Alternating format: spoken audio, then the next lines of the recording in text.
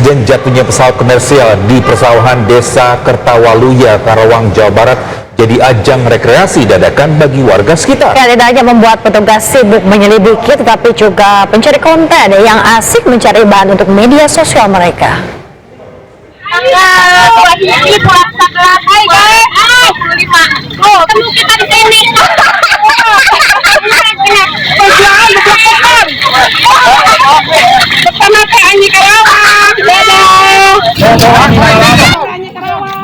Kecelakaan sebuah pesawat Cessna di area persawahan Karawang, Jawa Barat jadi wahana wisata dadakan bagi warga sekitar. Ibu-ibu, bapak-bapak, hingga anak-anak berbondong-bondong menuju lokasi insiden sambil membawa ponsel di tangan mereka. Warga datang bukan untuk membantu, tetapi untuk merekam hingga bersuah foto dengan tubuh pesawat yang belum dievakuasi. Tidak peduli kondisi tanah berlumpur atau tanaman padi milik petani yang terinjak, mereka tetap berbaris menunggu giliran foto di dekat pesawat itu.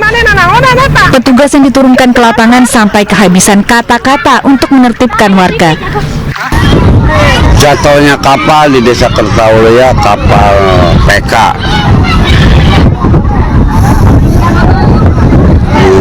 Pesawat jenis GA-28 Airvan milik PT Wise Air mendarat darurat di area persawahan di Karawang, Jawa Barat pada Jumat lalu.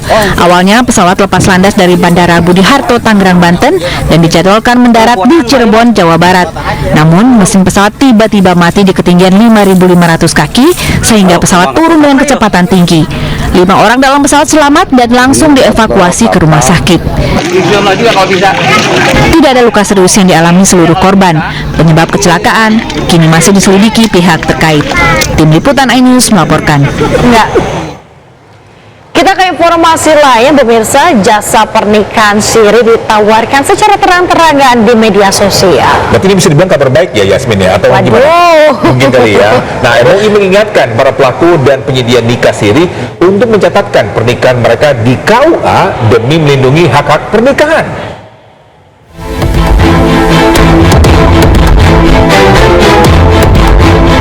Viral di media sosial, jasa nikah siri ditawarkan secara terang-terangan. Sejumlah akun bahkan menawarkan harga promo untuk menyediakan layanan nikah siri. Jasa yang tak biasa ini menimbulkan banyak komentar negatif dari netizen. Menanggapi viralnya jasa nikah siri di media sosial, MUI angkat bicara. Menurut MUI, meski jika ketentuan rukun dan hukum nikah siri sah secara agama, namun nikah siri bisa menimbulkan dampak negatif, terutama hak anak dan istri yang tak terjamin. Jika praktek nikah siri itu dilaksanakan dengan memenuhi syarat-syarat dan rukun-rukunnya, maka nikah siri tersebut secara syarak adalah sah. Tetapi jika kita lihat dari perspektif hukum yang berlaku dalam negara Indonesia, maka nikah siri adalah boleh dan baik jika seandainya pernikahan tersebut dicatatkan ke kantor urusan agama yang memang bertugas untuk itu.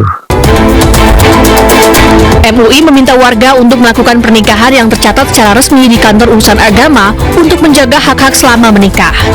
MUI juga mengingatkan penyedia jasa nikah siri untuk tetap memenuhi ketentuan hukum dan rukun nikah. Dari Jakarta, Ranu Sanjaya, iNews melaporkan. Ya, sementara itu beragam tanggapan muncul dari warga terkait viralnya jasa nikah siri di media sosial. Ya, menurut warga jasa pernikahan siri boleh-boleh saja selama mengikuti ketentuan agama dan juga hukum negara.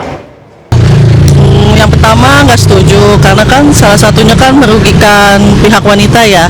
Karena kan kalau nikah siri kan sometimes kan bisa ditinggal atau kan nggak dinafkahi dan nggak bisa secara hukum ya untuk diakuin gitu. Terus kalaupun ada anaknya juga kasihan, anaknya merugikan di pihak wanita dah sih. Jadi itu berarti pakai nominal ya untuk nikah sirihnya itu. Kalau untuk jasa itu saya kurang setuju. Karena kita kan untuk nikah siri itu kan memang tidak terdaftar di dalam negara, ya kan. Jadinya tidak ada target lah untuk biaya untuk pernikahan siri itu. Tapi kalau untuk nikah siri itu saya setuju, karena daripada kita berzina atau berbuat hal-hal yang negatif itu, lebih baik kita menghalalkan bernikah siri. Tapi kalau untuk budget untuk tarif atau kayak penawar-penawar nikah siri itu saya tidak setuju. Tergantung orangnya, kalau itu dia mau apa tidaknya kan itu. Dan biayanya berapa mahal apa tidaknya kan tergantung juga gitu. Kenapa dukung terkait adanya Nah, karena kan sah-sah juga itu. Cuma di bawah tangan. Anda kembali di Ayu Today, pemirsa. Kita ke informasi mancanegara. Warga Gaza berduka setelah kehilangan orang yang mereka cintai akibat serangan udara Israel. Ya, mereka menggelar sholat jenazah dan prosesi pemakaman sederhana.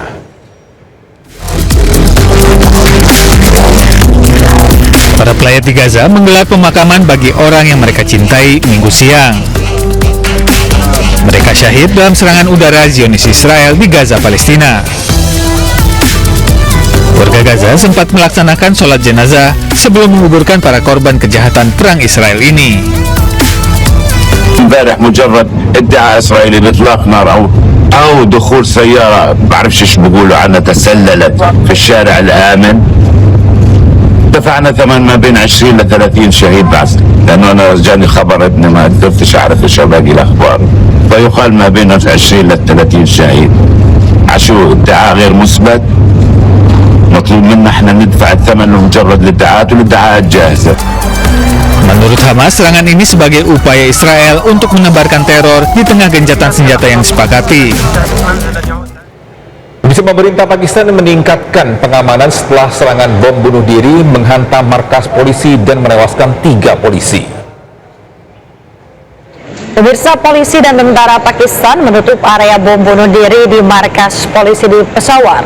Peristiwa ini menyebabkan 3 orang polisi meninggal dunia dan sejumlah orang terluka.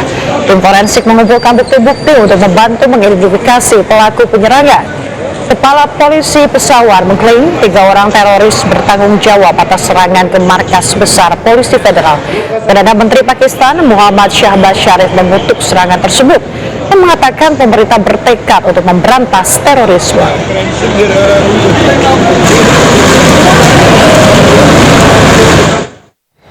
Pemirsa, indeks kualitas udara di Delhi, India turun hingga ke level parah akibat kabut asap tebal. Dan informasi ini sekaligus menutup jumpa kita di iNews Today edisi hari ini. Temukan informasi-informasi terbaru lainnya di www.inews.id dan cuplikan berita iNews dapat Anda saksikan di kanal YouTube iNews. Ya, setelah ini Anda bisa langsung menyaksikan iNews Siang bersama rekan kami Ayah Nufus dan Rosalyn Chu. Saya Togi Sinaga. Dan saya Smetania pamit undur diri. Selamat beraktivitas. Sampai jumpa. Bye. Bye.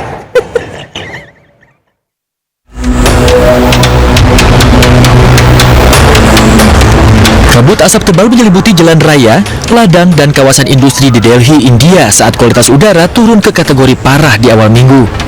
Hal ini menempatkan ibu kota tersebut sebagai wilayah yang paling tercemar di seluruh dunia.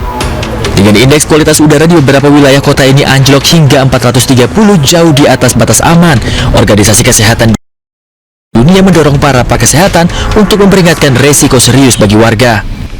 The pollution level is going up, and currently what we are in right now is a very poor category.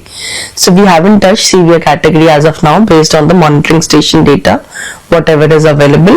So right now we are in the very poor category, but then even in the very poor category, the pollution level highly impacts the vulnerable group and also the healthy people who are exposed for a longer time in this air.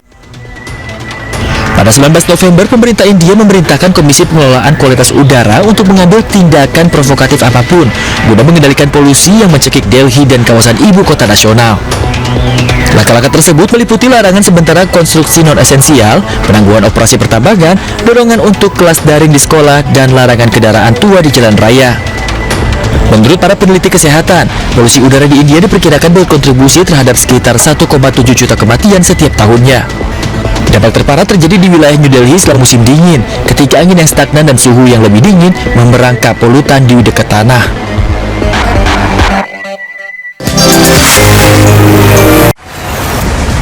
Saatnya Gen Z tentukan arah. Siap bersuara? Dialog inspiratif bersama narasumber terkemuka. Audisi calon jurnalis muda iNews. Live stage performance musisi tanah air. Dimeriahkan oleh, dipandu oleh.